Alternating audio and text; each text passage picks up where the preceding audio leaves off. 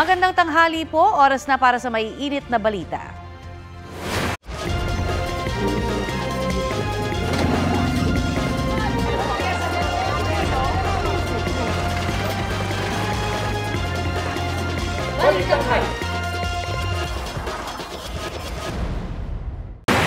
Nakatutok ang GMA Integrated News sa mga lugar na napuruhan ng bagyong Pepito.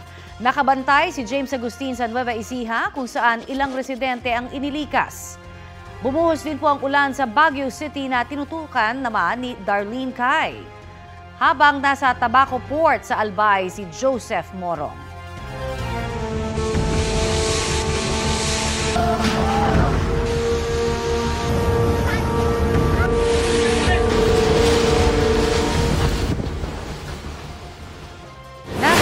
Philippine Sea na ang bagyong Pepito matapos itong hagupitin ang iba't ibang bahagi ng Luzon bilang super typhoon. Sa Catanduanes kung saan unang naglandfall ang bagyo, matinding pinsala ang naiwan. Balitang hatid ni EJ Gomez. Tuloy-tuloy na buhos ng ulan na sinabayan ng malalakas na hampas ng hangin. Magdamagan niyang naranasan sa probinsya ng Catanduanes sa kasagsagan ng bagyong Pepito na isang super typhoon ng manalasa roon. Unang naglandfall ang bagyo sa bayan ng Panganiban kung saan nag-iwan ng matinding pinsala ang bagyo. Ayon sa kanilang alkalde, halos 500 bahay ang nasira roon. Sa bayan naman ng Karamoran, humambalang sa kalsada ang mga bahagi ng naputol na puno. Napinsala ang ilang bahay, pati ang isang covered court doon. Kabi-kabila rin ang pinsala sa bayan ng Bagamanok mula sa mga bahay, police station, simbahan, mga poste ng kuryente at mga puno. Halos ganyan din ang nangyari sa bayan ng Higmoto. Sa Viga, Catanduanes, pati ang Emergency Operations Center gumuho ang bubong. Nagdulot din ng bagyo ng mga pagguho ng lupa, kaya tuloy-tuloy ang clearing operations tulad na lang sa San Miguel. Sa San Andres, isang buntis ang tinulungan ng mga pulis na manganak sa loob ng kanyang bahay. Nadala naman sa ospital ang mag-ina pagkatapos at nasa mabuti ng kalagayan. Sa Virac, halos lamunin ng malakas na alon ng isang truck ng bumbero na dumaan sa Imelda Boulevard. Nang bumuti ang panahon, ilang evacuees ang umuwi na sa kani-kanilang bahay. May ilan namang nanatili sa evacuation center. Sinimulan na rin ang relief operations para sa mga apektadong residente. Bukod dyan, may 3 truck pang nag-aabang sa Tabaco Port na may kargang 6,000 family food packs para sa mga taga-Catanduanes. Hinihintay na lang malift ang no-sale policy para madala na ito sa probinsya ayon kay Governor Joseph Cua. EJ Gomez, nagbabalita para sa GMA Integrated News. Update po tayo sa sitwasyon sa Catanduanes na sinalanta ng bagyong Pepito. Makakausap po natin si GMA Integrated News stringer Jinky Tabor. Jinky, kamusta na ang panahon dyan? Magandang umaga, Connie. Sa ngayon, nakikita na natin na ang tirik ng araw at wala na rin tayong nararanasan na mga pag-ulan sa lahat ng bahagi ng Catanduanes. Pero gaano ba, Jinky, karami yung mga lumikas? Ano na yung sitwasyon nila kung nandoon pa ngayon yung mga lumikas sa evacuation center? Sa ngayon, Connie, 73,000 na individual ang naitala na lumikas noong kasagsagan ng bagyong Pepito. Mula ito sa 26,000 families.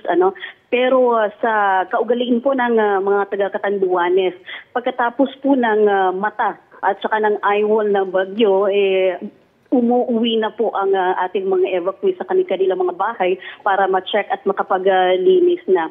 Sa ngayon po, karamihan o majority nakauwi na sa kanilang bahay at iilan na lamang ang nasa evacuation centers.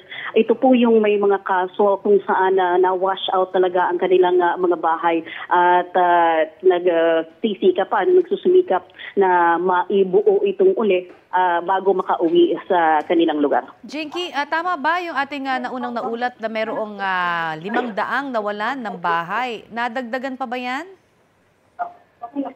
Connie, ito po ay madaragdagan pag dumating na ang mga report mula sa iba't ibang bayan.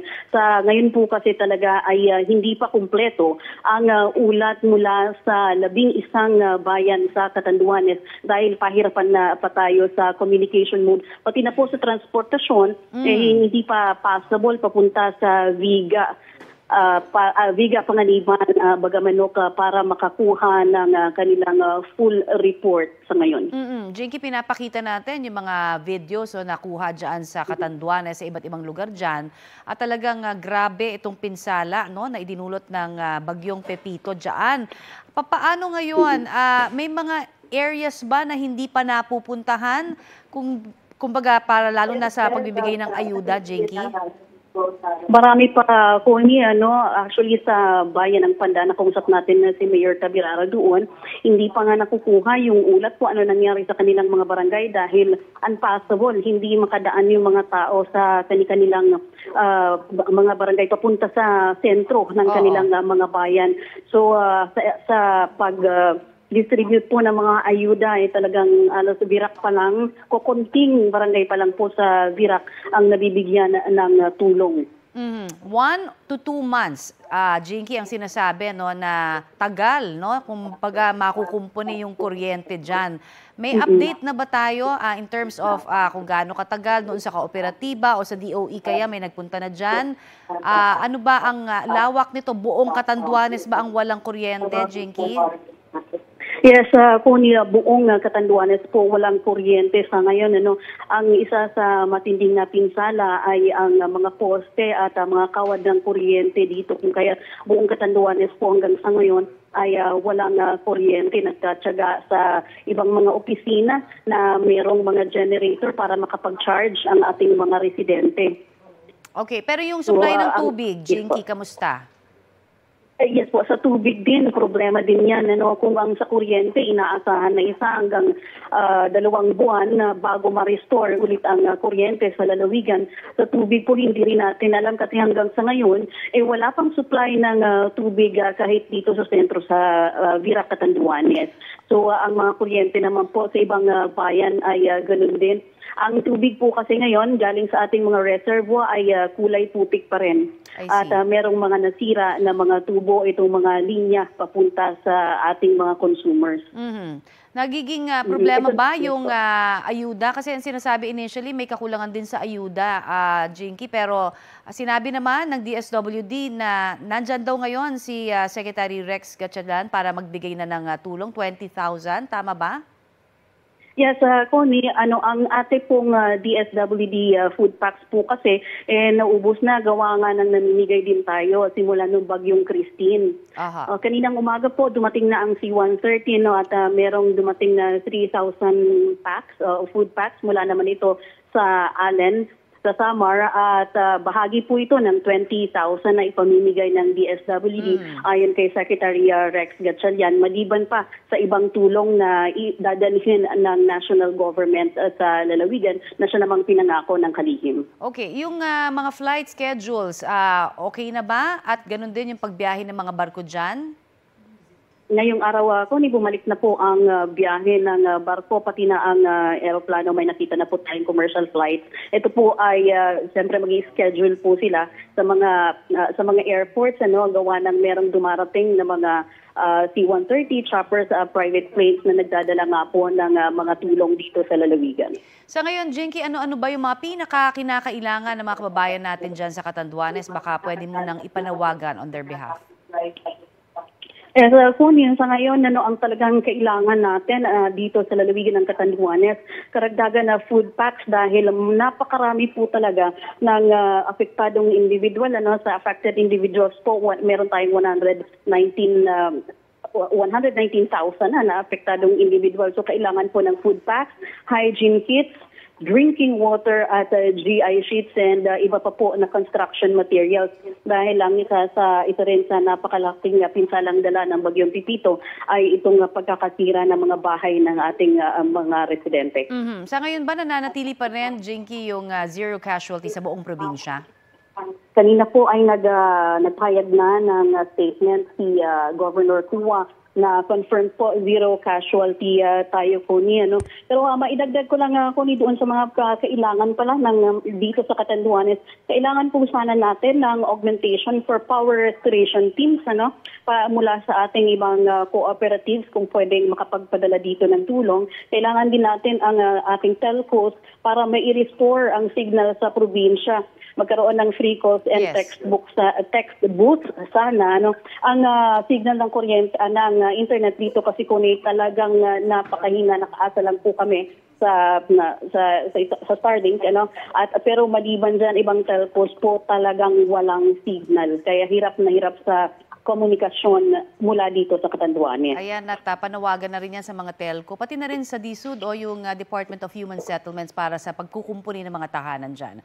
Maraming salamat. Yes, po. At ingat kayo dyan, Jinky. Yan po naman si GMA Integrated News Stringer Jinky Tabor.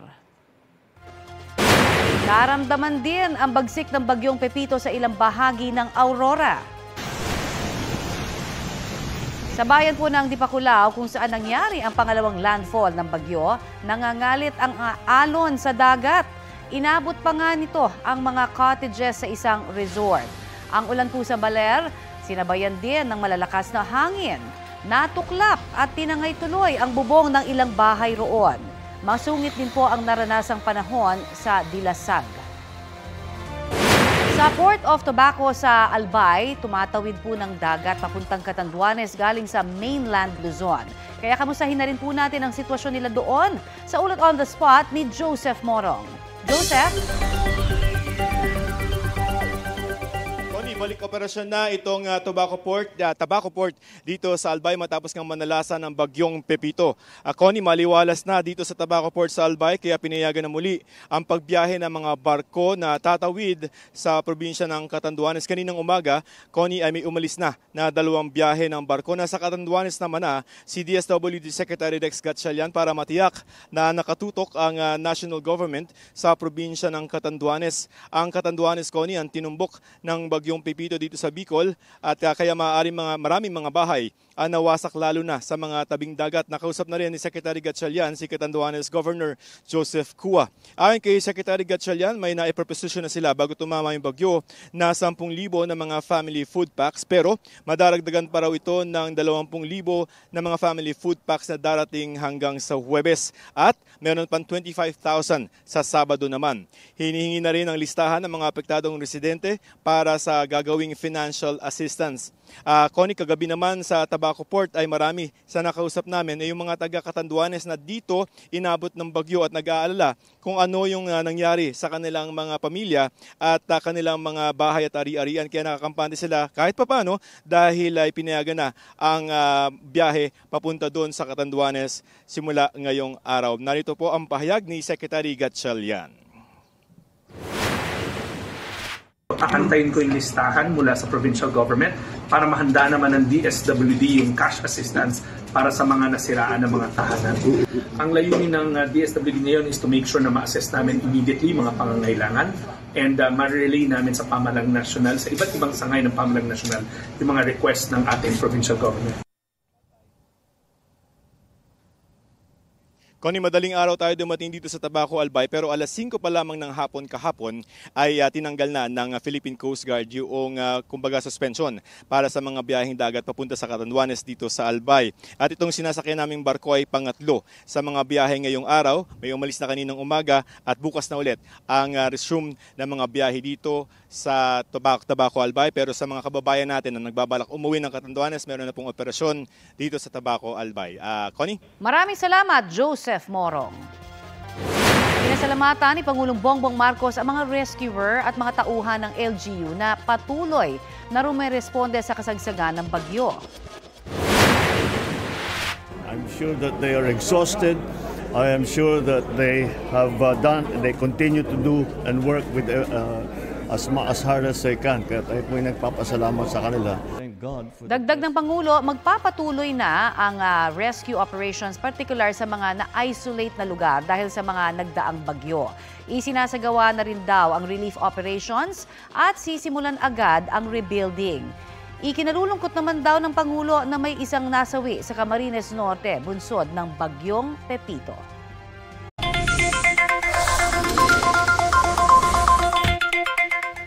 Beep, beep, beep naman tayo mga kapuso. Simula ho bukas, epektibo na ang rollback sa presyo ng mga produktong petrolyo. Sa anunsyo ng ilang kumpanya ng langis, 85 centavos na bawas sa kada litro ng gasolina. 75 centavos naman para sa diesel. May rollback din po ang ilang kumpanya sa kerosene na 90 centavos kada litro.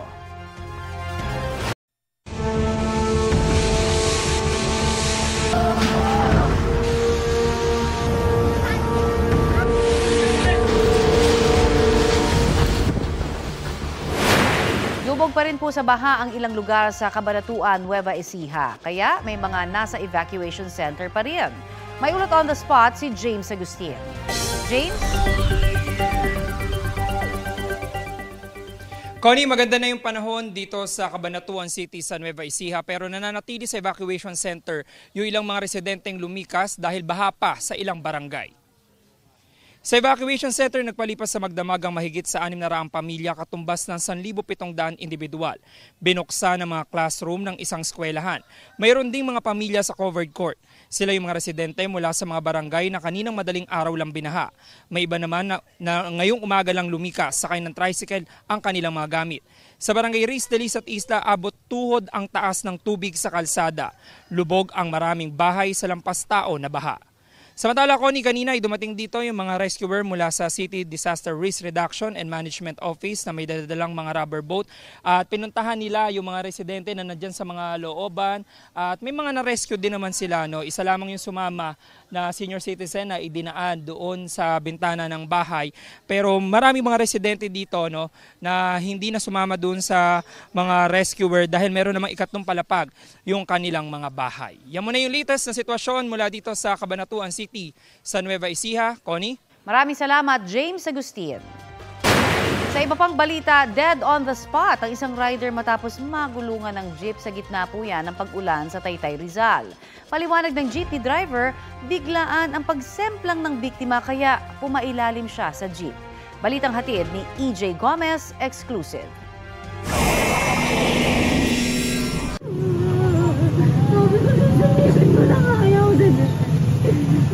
Labis ang hinagpis ng babaeng ito nang madatnang nakahandusay at wala ng buhay ang kanyang nobyo sa kalsada. Ang lalaki bumagsak mula sa sinasakyan niyang motorsiklo at nagulungan ng pampasaherong jeep. Sa CCTV, kita ang motorsiklo at jeep na sabay tinatahak ang kahabaan ng Ortigas Avenue Extension sa Barangay San Isidro, Taytay, Rizal alas 5 ng hapon kahapon. Nang biglang bumagsak ang rider at kanyang motorsiklo sa gilid ng jeep at pumailalim. Umuulan po yung nangyari yung insidente. Aksidente po yung nangyari dahil nasa linya naman po yung jeep at talagang kita rin po sa CCTV yung pagbagsak po ng biktima mula sa kanyang motorsiklo. Gawa rin po ng ulan, madulas yung kalsada. Kwento ng kaanak ng biktima na taga Rosario, Pasig, naka-duty noon ang lalaki bilang isang delivery rider nang maganap ang aksidente. Nadatnan na lang namin yung pamangkin ko na nasa gitna ng kalsada nakailalim dun sa jeep. Masakit po kasi madami pang pangarap yung bata. Gusto mag-ipon kasi gusto niya makapagpatuloy ng pag-aaral. Ayon naman sa 32 anyos na jeepney driver, ibigla po siya nagsemplang papunta po sa akin. Doon po siya tumama sa gulong ko sa likod. Nung pagkalagabog, ang kala ko po yung motor. Bigla po akong preno. Pagsilip ko po yung tao nasa ilalim. Aksidente po talaga, ma'am. Doon po sa pamilya, kaanak, nahingi po ako ng kapatawaran sa nangyari. Ayon naman sa pamilya ng biktima, Sa ngayon hindi pa po namin siya mapapatawad. Sana maintindihan niya rin dahil kami po ang nawalan. nakadetain sa Taytay Municipal Police Station ang driver ng jeep. Mahaharap siya sa reklamong reckless imprudence resulting in homicide. EJ Gomez, nagbabalita para sa GMA Integrated News. Ito ang GMA Regional TV News. Oras na para sa maiinit na balita ng GMA Regional TV mula sa Luzon. Makakasama po natin si Chris Suniga. Chris? Salamat, Connie. Patay ang isang rider matapos sa sumemplang at magulungan ng 10-wheeler sa Bulacan. Sa Cavite naman, patay ang driver ng isang SUV matapos itong tumagilid at bumangga sa Center Island. Ang mainit na balita hatid ni CJ Turida ng GMA Regional TV. Normal ang andar ng mga sasakyan sa Mangubat Avenue sa Dasmariñas, Cavite nang biglang tumagilid ang isang SUV. Nawalan daw ng kontrol ang driver at bumangga sa gutter sa gilid ng kalsada. Bumangga pa ang harapang bahagi nito sa Center Island bago tumagilid at huminto. Sa lakas ng impact, sira ang harapang bahagi ng SUV. Patay ang driver nito habang sugatan ang 8 pasahero niya. Iniimbestigahan na ang insidente. Tuloy-tuloy ang takbo ng 10-wheeler na iyan sa poblasyon Pulilan, Bulacan noong Huwebes ng umaga. Ang truck nasangkot na pala sa disgrasyang ikinasawi ng isang binatang 19 anyos. Ayon sa pulisya, angkas ng biktimang rider na si Jericho Batong Bakal ang kanyang nakababatang kapatid. Nag-overtake sila sa kanang bahagi ng isang sasakyan, pero may nakaparadang sasakyan kaya nawalan siya ng kontrol at tumama sa nakaparadang sasakyan at natumba. Saka naman dumaan ang truck at nagulungan ang kanyang ulo na kanyang ikinamatay. Hindi huminto ang truck. Ang kanyang pamilya may panawagan sa nakabangga sa anak. Parang awagin na sumuko na siya. Patuloy ang investigasyon sa insidente. CJ Torida ng GMA Regional TV. Nagbabalita para sa GMA Integrated News. Latest ngayong Lunes mga mare at pare. Kinoronahang Miss Universe 2024 ang pambato ng Denmark na si Victoria Tilvig. Yan ang kauna-unahang title ng Denmark sa Miss Universe competition. Oozing with beauty si Victoria, suot ang Pinoy-made crown na The Light of Infinity. All smiles pa ang queen nang humarap sa media at fans pero hindi napigilang maging emosyonal nang makasama ang kanyang pamilya. First runner-up naman ngayong taon ang pambato ng Nigeria na siya ring Miss Universe Africa and Oceania. Her story made rin para sa pambato ng Pilipinas na si Chelsea Manalo. Isa si Chelsea sa 4 na Continental Queens, ang first ever Miss Universe Asia. Makakasama ang Bulaqueña Beauty sa paglilibot ng Miss Universe organization sa Asia. Excited na raw si Chelsea na ipagdiwang ang milestone kasama ang kanyang supporters dito sa bansa.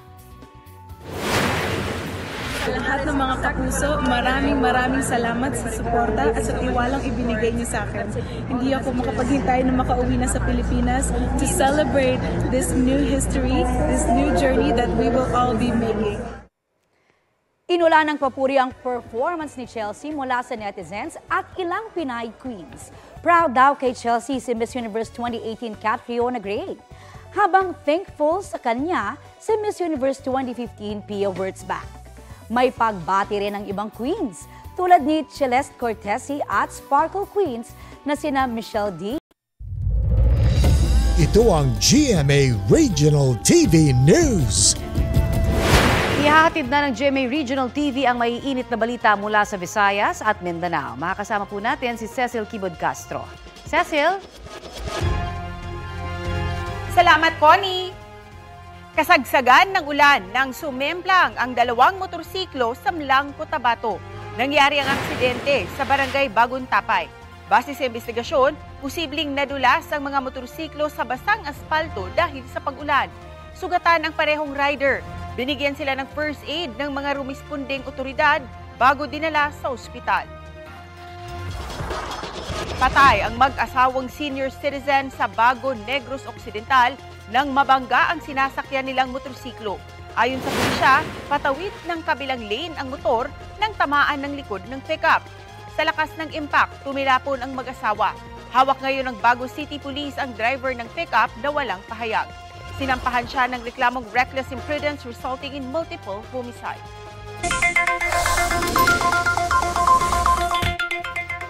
Mahigit 1 buwan na lamang bago ang Pasko, kaya budget na po tayo, ha?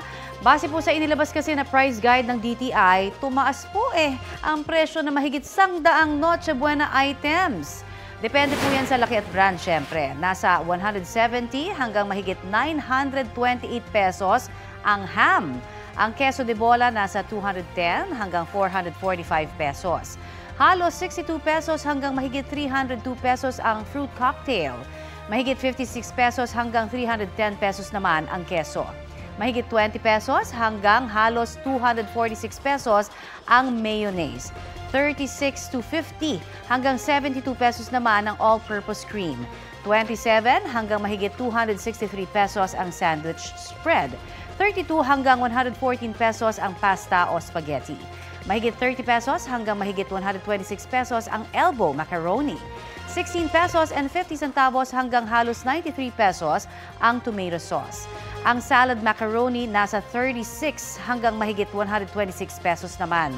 Habang mahigit 28 pesos hanggang 103 pesos ang presyo ng spaghetti sauce.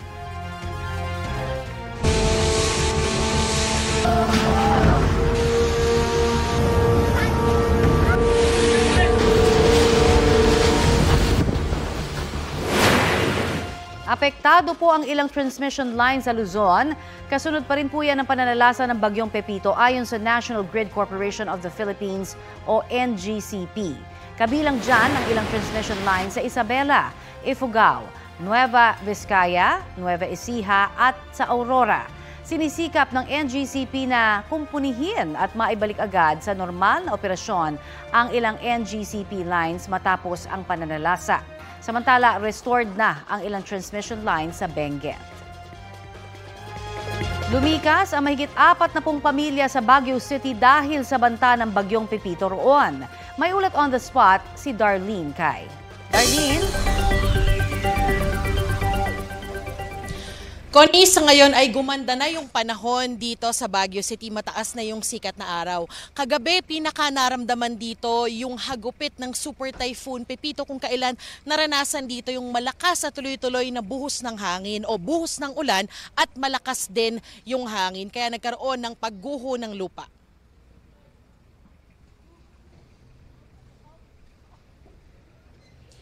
Gumuho ang lupa na may kasamang bato sa Cannon Road sa bahagi ng Camp 5 sa Tuba, Benguet. Kahapon pa isinara sa mga motorista ang Cannon Road bilang pag-iingat at paghahanda sa pagtama ng bagyo.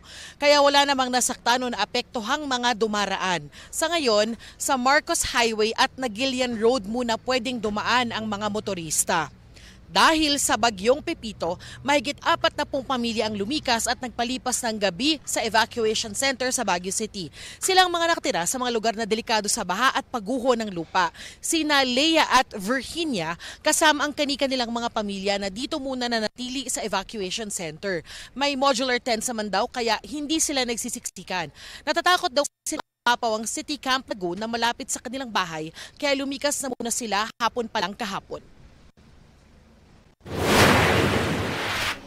Siyempre, hindi na po naman natin po inaasahan kung aapaw yung kanal o hindi. Kaya mas maaga nang nailikas namin yung mga bata, pati mga kapitbahay namin. Nervyos ako, ma'am. Nervyos ako dahil malakas nga po. Super typhoon. Dahil siyempre, hinto na po yung bagyo. Makauwi na kami.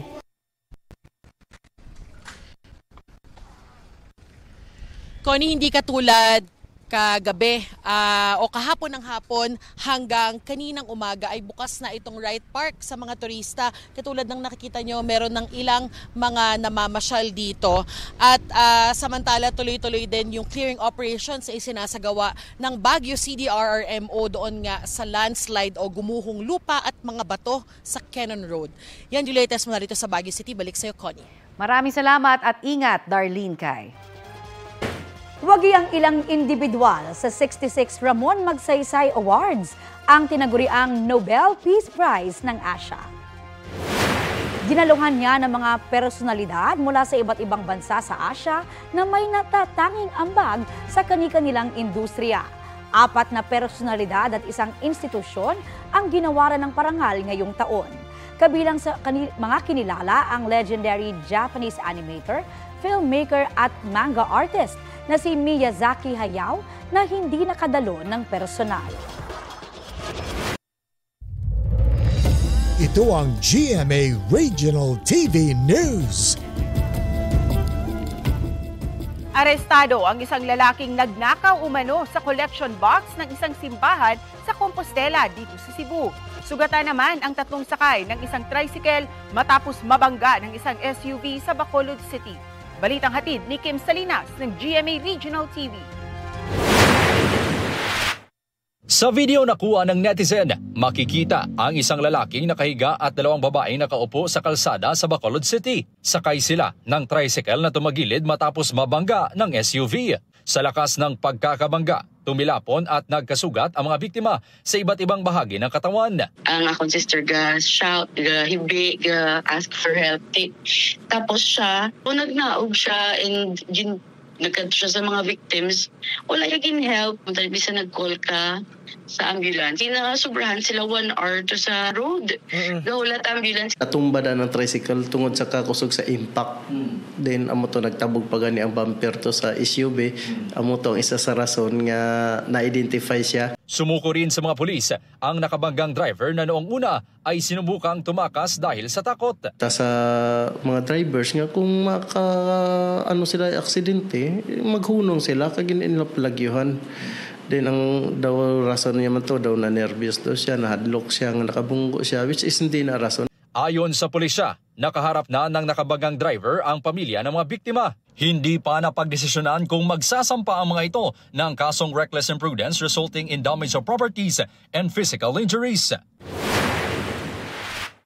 Arestado ang isang lalaking nanloob at nagnakaw ng koleksyong pera mula sa simbahan sa Compostela, Cebu. Naaktuhan ng nakasaksi ang lalaki na nasa loob ng simbahan habang may kinukuha sa isang collection box. Ayon sa Compostela Police, dumaan umano ang sospek sa nagibang bahagi ng grill. Nang mapansin ito ng staff ng simbahan, agad ipinagbigay alam sa Compostela Police. Aamot sa mahigit 1,000 piso ang nakuha ng sospek galing sa collection box. Kim Salinas ng GMA Regional TV, nagbabalita para sa GMA Integrated News. Nalunod naman sa isang fish pond ang isang lalaki sa Batac, Ilocos Norte. Base sa investigasyon, pumunta sa lugar ang lalaking 37 anyos na biktima kasama ang kanyang pamilya para mag-picnic. Nangisda raw noon ang lalaki nang sumabit sa damo sa fish pond ang kanyang pamingwit. Lumusong sa tubig ang lalaki para tanggalin ito sa pagkakasabit hanggang siya malunod. Sinubukan pa siyang isalba pero idineklarang dead on arrival ng dalhin sa ospital. Sa ating mga motorista naman, ipatutupad ngayong linggo ang taas-singil sa toll ng Subic-Clark-Tarlac Expressway o SETEX at Muntinlupa-Cavite Expressway o MCX. Yan na raw ang ikalawa sa 3 tranche ng periodic adjustment ng Toll Regulatory Board. Simula bukas, may dagdag na 64 centavos kada kilometro para sa Class 1 vehicles sa SETEX. 1 peso and 29 centavos naman para sa Class 2 vehicles, habang 1 peso and 93 centavos sa mga Class 3 vehicles. Sa Miyerkules naman, ipatutupad ang bagong toll sa MCX. 22 pesos na ang babayaran ng mga Class 1 vehicles, matapos itong tumaas ng 3 pesos. Dagdag na 4 pesos naman sa Class 2 vehicles, 43 pesos ang bagong toll na para dyan. 65 pesos naman para sa Class 3 vehicles.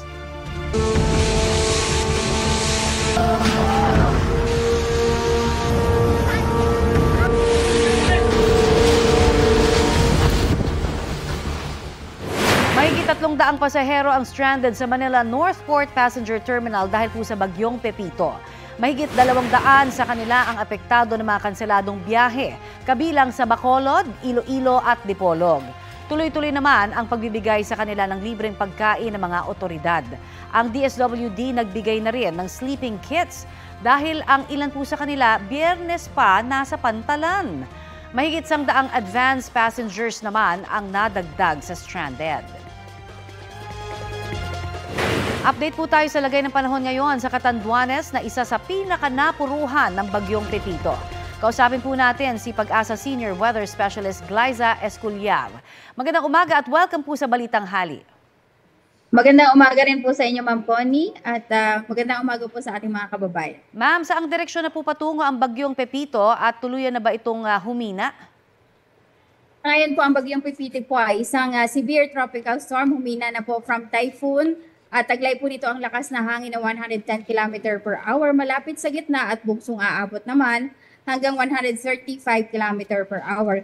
Kumikilos po pakanluran, hilagang kanluran sa bilis na 20 km per hour. Sa ngayon po ay nasa guhit na po o malapit na po ito sa guhit ng northwestern boundary ng PAR at inaasahan po na anytime from now ay lalabas na rin po ng Philippine Area of Responsibility. At wala naman pong tsansang ito'y bumalik pa sa Philippine Area of Responsibility, ma'am, no? Opo, Ma'am Connie, wala na pong chance o wala na tayong nakikitang scenario na po na babalik po ito ng Philippine Area of Responsibility. Tuloy-tuloy na po ang paglabas po nito. Ayun. At sa ngayon ho ba, wala naman ba tayong mga nagbabadyang sama ng panahon na namomonitor, ma'am? Ngayon po, base po sa TC threat potential po ng ating Climatological Division, ay wala na pong cloud cluster o low pressure area na nakikita po tayo ngayong linggo. Ang inaasahan na lang po natin ay ang pagsisimula po ng amihan any day from now po. Oh, so pwede nang tayo hong makaranas ng mas malamig na panahon dahil sa amihan.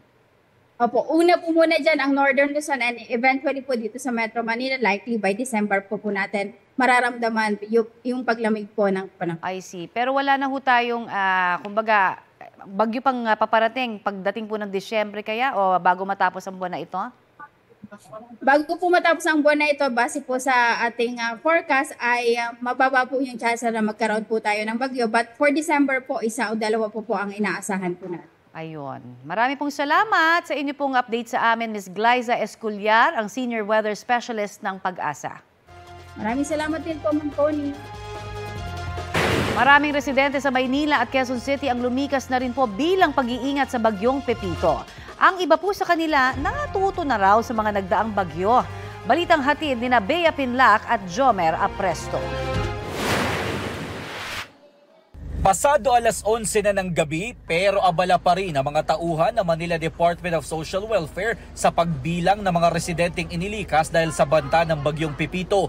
Tuloy-tuloy raw kasi ang pagdating ng mga evacuee. Dito sa Dalpan Evacuation Center, umakyat na sa mahigit 270 pamilya ang inilikas mula sa Parola. Dumoble na yan kumpara sa datos kahapon. Medyo nagkaroon po ng high tide sa bandang coastal area po ng Barangay 275. Kung lalakas po ang ulan at tataas po ang tubig, maaari po siyang madagdagan. Hindi pa naman siksikan dito pero may ilang pamilya ang piniling maglatag na lang at matulog sa labas ng mga kwarto. May ilan naman nasa loob pa rin ng mga modular tent. Ang residenteng si Merlin, halos hating gabi na rin lumikas kasama ang kanyang 4 na anak. Tagasaan po kayo? Sa Git 62 po. Maalon. Maalon na po. Tabing dagat po. Sa President Corazon Aquino High School naman, umabot na sa mahigit 280 pamilya ang inilikas mula sa Baseco Compound. Kaya ang karamihan sa kanila sa koridor na rin ng paaralan piniling matulog. Batay sa pinakahuling datos na ibinigay sa GMA Integrated News ng Manila Disaster Risk Reduction and Management Office, aabot na sa mahigit 1,000 pamilya ang inilikas sa lungsod.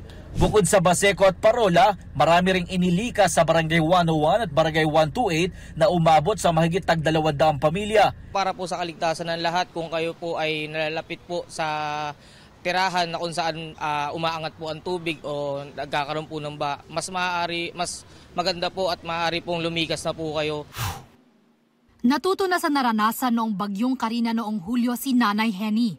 Kaya ngayong may bagyong Pepito, hindi na sila nagdalawang isip na lumikas agad. Kasi pagka may bagyo talaga kinakabahan na ako lagi. Kasi may karanasan na ako. Dati hindi ako na lumilikas eh. Yung Karina na yun, talaga nagkaroon na ako ng phobia dahil naabot na yung tubig dito eh. Ang pamilya naman ni Nanay Marilu, hindi na raw hinintay na lumakas ang ulan at tumaas ang baha bago pa lumikas. Sabi naman namin wala pang baha, pero sumusunod kami sa patakaran kasi baka nga dumating sa punto na hindi kami makinig doon sa mga malunod kami doon mag-anak. Ay dami kong apo na maliliit, kaya dumilikas na kagad kami. Ang ilang kasama nila sa evacuation centers, hindi raw muna uuwi hanggat matiyak na ligtas na at nakaalis na ang bagyo. Hihintay lang po namin yung update galing sa QCDRRMO kung pwede na po mag-lift ng evacuation centers, kung pwede na silang pauwiin. Sa Barangay Bagong Silangan, 154 families o 558 individuals ang nagpalipas ng gabi sa evacuation center. Sa Barangay Del Monte naman, nakasalubong natin ang ilang residenteng lumikas sa San Francisco Elementary School na pauwi na sa kani-kanilang mga bahay. Kahit na walang hangin o walang ulan, lumikas na kami. Ngayon wala na. Uwi na. Daing ng ilan sa mahigit 1,000 evacuees dito, hindi lahat may modular tent na matutulugan. Sabi nila, sa sobrang sikip saka yung lawak ng tent, hindi na nagkasya po. Ang ginawa nila, doon lang sila sa sahig sapin. Kaya hindi po sapat. Sinisika pa namin kuhanan ng pahayag ang QCLGU kaugnay niyan. Bea Pinlac, Jomer Apresto nagbabalita para sa GMA Integrated News. Ramdam ni Asia's multimedia star Alden Richards ang suporta ng fans at ilang kapuso artist sa pinagbidahan nilang film ni Catherine Bernardo na Hello, Love Again. Spotted sa block screening ng film sa isang mall sa Mandaluyong, sina Christopher Martin at Mikoy Morales. Present din si kapuso drama king Dennis Trillo na co-star ni Alden sa Pulang Araw. Ano naman kaya ang say ni Dennis tungkol sa pelikula? Dito, punong-puno ng pagmamahal, punong-puno ng hope, may comedy pa, lahat nandito na. Perfect na pelikula para ma-entertain ka, ma-enjoy, matuto ng mga life lessons sa buhay at may apply siya at the same time. Speaking of Hello, Love Again, may record-breaking sales din ito abroad. Ayon sa ulat ng news agency na Deadline, ang Hello, Love Again ay may $2.4 million na ticket sales sa North America. Katumbas yan ang halos 141 million pesos. Yan na ang highest opening weekend record para sa isang Filipino film doon. Sa Instagram, nag-thank you si Alden sa mga sumuporta sa pelikula. Ang Hello, Love Again ay collaboration ng Star Cinema at GMA Pictures. Para sa mga magki-Christmas shopping, iba't ibang panregalo ang mabibili sa Noel Bazaar ngayong taon. Mayroon diyang accessories, apparel for all ages, maging home decor and kitchenware. Sa opening ng bazaar nitong Biyernes sa Parañaque, present ang ilang opisyal ng Kapuso Network at si sparkle artist Sanya Lopez na ambassador ng GMA Kapuso Foundation. Masusundan pa ang unang salvo ng Noel Bazaar na nagtapos nitong weekend. Abangan yan sa November 22 hanggang December 1 sa World Trade Center. Mula naman December 12 hanggang December 15 sa Philinvest Tent sa Alabang, Muntinlupa. Mapupunta ang kikitain ng bazaar sa beneficiaries ng GMA Kapuso Foundation, kabilang na ang mga naapektuhan ng sunod-sunod na bagyo. I just received video from Cagayan. Ang daming nasira na school. Sobra talaga. So dapat we should all come together and do our share kasi sino pa magtutulungan except tayong mga Pilipino. Nung mga nakaraang taon, nagkakataon din na may mga bagyong sumalanta sa bayan at nagpapasalamat kami sa lahat ng mga sumuporta sa Noel Bazaar because this is the time that we really need the support of all our kababayan so that we can help out those who are badly hit by the typhoons. Ito ang GMA Regional TV News. Nakuhanan ng mahigit sa 1 kilong hinihinalang shabu ang 2 lalaki sa Sariaya, Quezon. Sa bypass operation, nabilan sila ng pulis na nagpanggap na buyer. Base sa investigasyon, delivery rider ang isa sa mga suspect na ginagamit daw ang kanyang trabaho para makapagbenta umano ng iligal na droga. Nakumpiska rin sa mga suspect ang motorsiklong kanilang gamit at cellphone. Tumanggi magbigay ng pahayag ang parehong suspect. Nasa kustodiya na sila ngayon ng pulis. Patay sa Talisay City dito sa Cebu ang isang rider na bumangga sa poste. Ayon sa mga saksi, mabilis ang pagtakbo ng biktima bago tumama sa poste sa Barangay Lawaan 1. Walang helmet ang rider. Sugatan naman ang kanyang angkas na dinala sa ospital. Malungkot na balita sa OPM industry. Kinumpirma ng bandang Aegis ang pagpanaw ng isa sa mga vocalist nito na si Mercy Sunot. Ayon sa Facebook post ng banda, humarap at lumaban sa cancer si Mercy. Pero ngayon nakahanap na ng kapayapaan kasama ang may kapal. Inalala ng Aegis si Mercy na may tinig na nagdadala ng saya at lakas sa marami. Naging inspirasyon din daw si Mercy sa marami, lalo na sa kanyang mga tagahanga sa bawat pag-awit niya. Hindi rin matatawaran ang dedikasyon ni Mercy sa pagtatanghal na patuloy nilang babaunin sa kanilang mga alaala. Nagpasalamat din sila kay Mercy para sa kanyang musika, pagmamahal at mga alaala.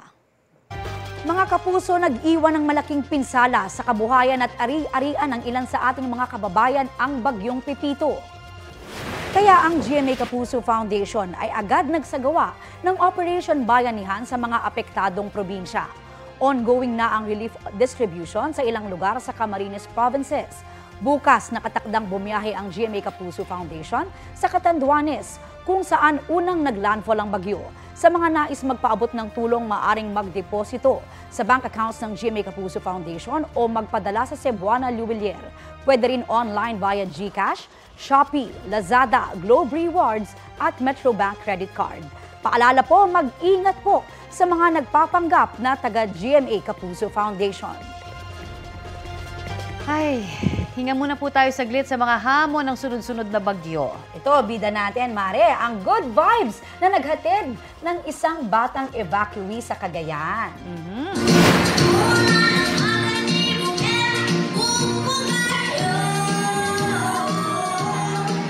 Aba naman, sa gitna po ng mga tent sa isang evacuation center sa Gonzaga, may mini concerto ang isang batang lalaking yan. Todo bigay sa kanyang performance ng isang Ilocano song. Hiyawan at palakpak naman ng sukli sa kanya ng kapwa evacuees. May ilan ngang nakijamming pa sa kanyang pagkanta at napaindak sa kanyang dance moves. Ayan, talaga ang resiliency ng Pilipino, iba, di ba? At ito po ang Balitang Hali. Bahagi kami ng mas malaking misyon. Ako po si Connie Sison. Kasama niyo rin po ako, Aubrey Carampel. Para sa mas malawak na paglilingkod sa bayan, mula po sa GMA Integrated News, ang News Authority ng Filipino.